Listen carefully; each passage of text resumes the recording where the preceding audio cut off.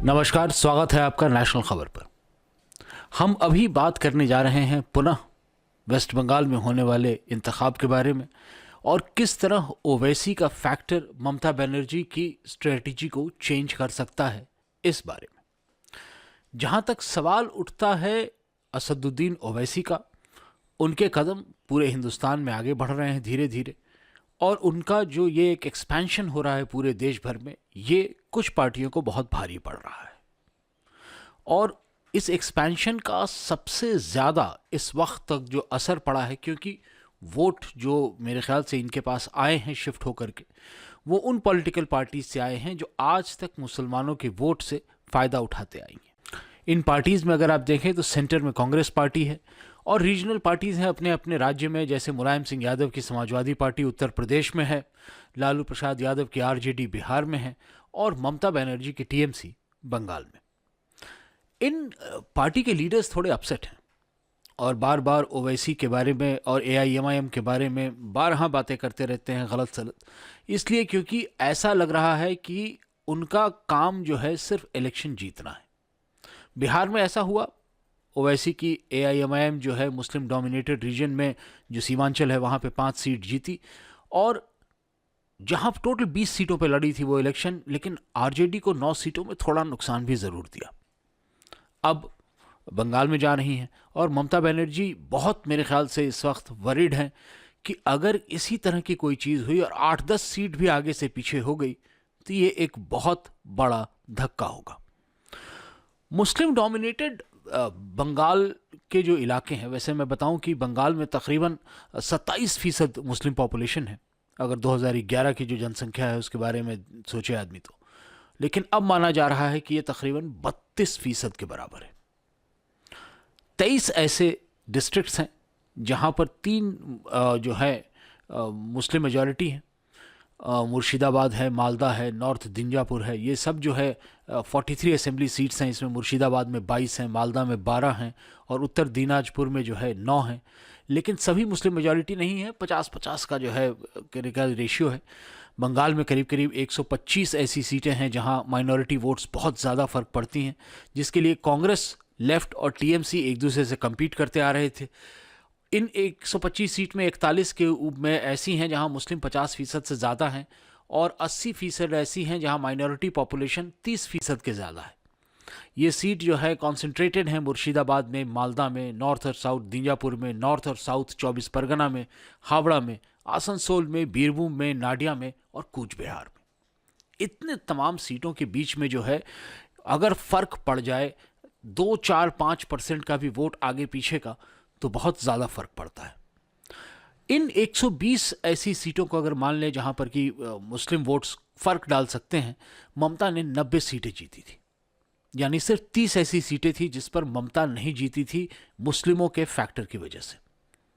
और अगर इसको रिपीट करने के लिए कहा जाए ममता बनर्जी को असदुद्दीन ओवैसी के साथ खड़े खड़े साथ में, मुमकिन नहीं होगा। क्योंकि पहली चीज़ कि एआईएमआईएम और असदुद्दीन ओवैसी का जो एक डिमांड है या उनकी जो एक कमांड है जनता के ऊपर, वो बहुत ज़्यादा स्ट्रॉन्ग है। बीजेपी 2019 के इलेक्शन में अपने वोट शेयर को 40% को तक ले जा चुके हैं, जबकि 2016 में ये सिर्फ 10% पर था। और अगर हम ये सोचें कि किस तरह से जो है ये फ़र्क पड़ता है टीएमसी को, जो है किस तरह वोट हर्ट होता है, तो रायगंज जहां मुस्लिम पॉपुलेशन तकरीबन माना जा रहा है कि 53% के अगल बगल है, वहां पर बीजेपी जीती थी टीएमसी को हरा करके। यहाँ पे देवश्री चौधरी जो हैं वो 40.06% इलेक्शन में वोट लाए थे और टीएमसी के कानियाल लाल अग्रवाल जो हैं वो 35.32%। लेफ्ट और कांग्रेस ने भी अपने कैंडिडेट फील्ड किए थे। सीपीआईएम के सालिम अली को 14.25 जो है % वोट मिले और कांग्रेस को सिर्फ 6%। तो बीजेपी का वोट शेयर बढ़ा ज़रूर, लेकिन टीएमसी फिर भी हरा देती अगर जो है माइनॉरिटी वोट्स ब्रेकअप करके जो है लेफ्ट और कांग्रेस के पास नहीं जाते। और अगर इससे भी ज़्यादा ब्रेकअप करके वो वोट चले जाएं, मान लिया जाए एआईएमआईएम के पास, तब तो जीतने का कोई चांस नहीं है। ऐसा ही डिवीजन ऑफ वोट मिला हमें कूच बिहार में देखने के लिए। मुस्लिम्स करीब करीब 30% है, जलपाईगुड़ी जहां मुस्लिम वोट करीब करीब 20% है, और इन दोनों कॉन्स्टिट्यूंसी में बीजेपी ने टीएमसी को हराया और कंसिडरेबल माइनॉरिटी वोट का जो कि एक शिफ्ट था या ब्रेकअप था वो वहाँ देखने मिला। तो ममता इस समय ये सोचने में लगी हुई हैं कि अगर ये पूरे जो है सीट्स वो हारने पर आ जाती हैं तो वैसी स्थिति में बीजेपी को रोक पाना नामुमकिन हो जाएगा। लेकिन हमें ये बिल्कुल समझ में नहीं आता है कि क्यों AIMIM के साथ मिल करके महागठबंधन बना करके लोग इलेक्शन नहीं लड़ सकते। क्योंकि AIMIM अब्बास सिद्दीकी जो कि एक अपनी पार्टी कर चुके हैं पीरजादा अनाउंस, वो जो है उस पार्टी के साथ मिलकर के अगर लड़ने को तैयार हैं तो फिर अगर बाकी पार्टियां भी जो है असदुद्दीन ओवैसी को साथ लेकर के चलने की कोशिश करें तो क्या होगा। वैसी हालत में जीतने के चांसेस बहुत बढ़ जाएंगे।